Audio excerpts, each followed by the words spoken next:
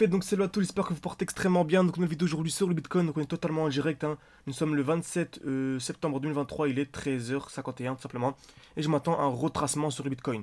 Donc on a aussi une belle explosion, on va voir pourquoi. Et je m'attends donc à un beau retracement, c'est-à-dire à un mouvement baissier dans ce bloc-là. Très bien. Donc restez bien jusqu'à la fin de la vidéo, je vais vous donner tout simplement mon point d'entrée, ok, le meilleur point d'entrée tout simplement pour acheter du Bitcoin.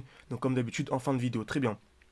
Et avant de continuer, avant de commencer la vidéo, si vous voulez vraiment aller beaucoup plus loin et bien comprendre tous les concepts, il y a ma formation totalement gratuite qui est disponible. Il reste entre 3 et 5 places pour ce mois-ci, donc n'hésitez absolument pas, hein, c'est totalement gratuit. C'est en description et en commentaire épinglé. Donc ceci dit, on peut commencer la vidéo. Donc on était vraiment haussier, ok, on était haussier, pourquoi? Car on avait ici une magnifique accumulation. Donc qu'est-ce qu'une accumulation? C'est toujours le même principe. Création de QL, liquidation COS. Donc qu'est-ce que la création de QL? On vient taper une fois, deux fois, exactement au même niveau. Donc on est venu taper exactement dans la même zone, c'est ce qu'on appelle une très grosse zone de liquidité. Donc on est venu ici liquider cette zone et on a eu l'impulsion haussière. Très bien. Impulsion haussière, retour dans un bloc. Ok. C'est toujours la même chose, hein. On a un retour dans ce bloc, le dernier mouvement baissier avant la hausse et on a eu ici une belle accumulation. Donc une nouvelle accumulation mais en LTF, en plus petit time frame. Création de QL, on est venu taper ici un instant une fois, deux fois, trois fois, quatre fois au même niveau, liquidation, impulsion haussière. Ok, c'est toujours la même chose. Ensuite, ici, distribution. C'est pourquoi? Parce qu'on revient dans un bloc, le dernier mouvement haussier avant la baisse. Donc, ce qu'il faut retenir, c'est qu'on a une accumulation dans un bloc baissier, ok, et on a une distribution dans un bloc haussier, ok. Donc, c'est très important à retenir ça. Accumulation dans un bloc baissier et distribution dans un bloc baissier.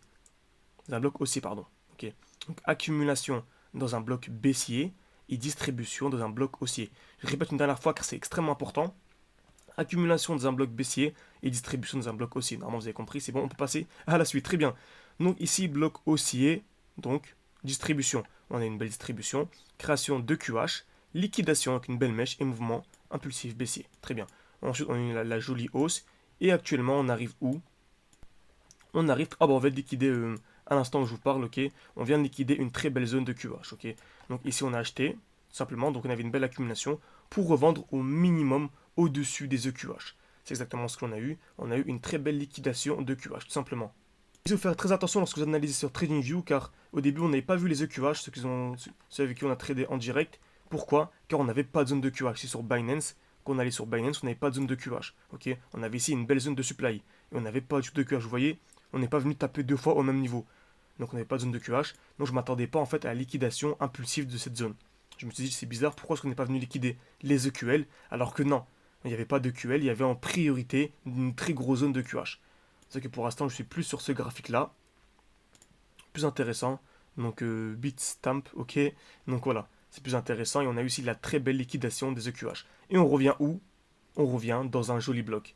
Donc à votre avis, si vous avez bien suivi les vidéos précédentes et cette vidéo, à votre avis, à quoi je m'attends? Il y a un petit indice ici, mais bon, à quoi je m'attends? Donc c'est possible de faire une petite rédaction un peu. Voilà, je ne vous demande pas de faire une rédaction de 14 lignes, mais au moins voilà, une ou deux lignes pour m'expliquer selon vous qu'est-ce que le marché va venir effectuer à présent. Ok. Donc comme d'habitude, je sélectionnerai une à deux personnes parmi les meilleurs commentaires tout simplement, et je vous inviterai ce week-end dans un live interactif qui est privé, ok. Donc je sélectionnerai une ou deux personnes, et vous pourrez me répondre à je pourrai répondre à toutes vos questions, et vous pourrez me poser toutes vos interrogations, m'envoyer votre trade de la semaine, etc. Et vous pourrez analyser tout ça ensemble avec plaisir. Donc pour rappel, on vient de liquider une très belle zone de QH, très bien. On revient dans un joli bloc, donc un bloc haussier, le dernier mouvement haussier avant la baisse, ok. Une belle impulsion haussière avant la baisse. On a ici ce qu'on appelle une overextension, ok.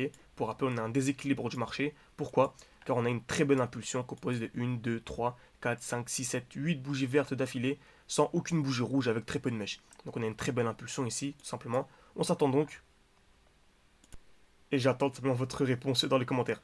Donc n'hésitez pas à me dire si ce genre de vidéo vous plaît. Donc des vidéos vraiment en direct, hein, assez rapides tout simplement. N'hésitez pas à me dire tout ça en commentaire. Et bien sûr, comme d'habitude, de rejoindre la formation qui est totalement gratuite.